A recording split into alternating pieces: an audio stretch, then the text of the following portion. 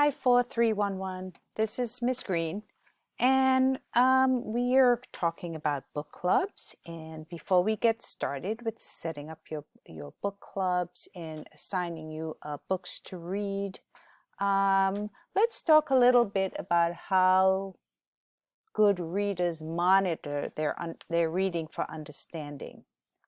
When readers feel stuck, they fix up their reading in some of these ways. Reread parts of the books, asking themselves, who is this part mostly about? What's happening here? What seems most important? And here's a tip. Readers usually flag parts where they try this to work.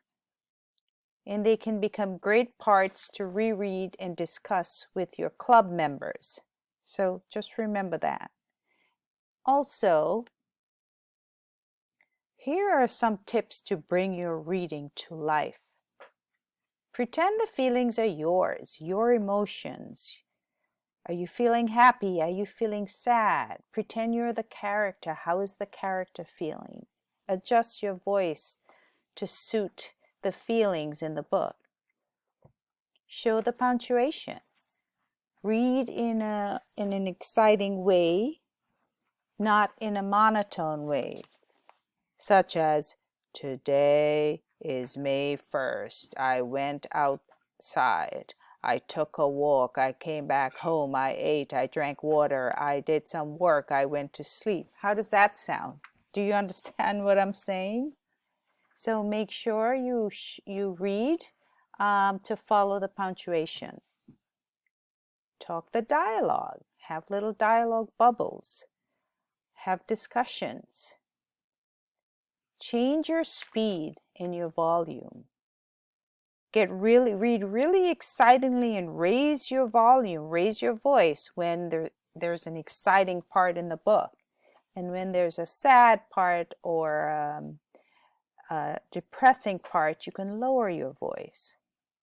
Use expressions and gestures with your hands, with your hair, with your face, with your eyes. You can use all different kinds of body language and gestures. So I wanted to give you an example, to read a little excerpt from this book that you may be familiar with, but this is just an example of how you should read when you're reading in your book clubs.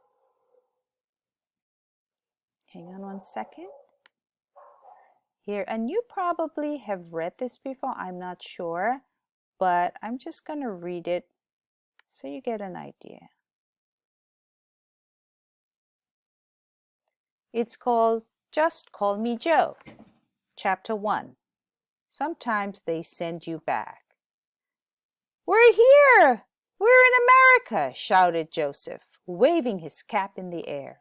All around him people shouted and waved as the ship passed the gleaming lady with the torch, the Statue of Liberty. It was as if all the misery of the last 3 weeks, the smells and sickness of too many people packed too tightly together, had disappeared into the early morning fog. Joseph, your cap, said his 17-year-old sister, Anna.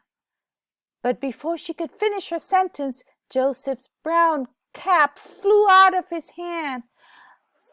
Oh no. Anyway, that was just the way I would read if I had this exciting book to read. So make sure when you're reading so that you understand what is happening. And reading in such a way as this, with punctuations, raising your voice at certain parts and lowering your voice at certain parts will really help you to understand the text you're reading. Well, that's all for today. We'll talk again. Have a good evening. Bye.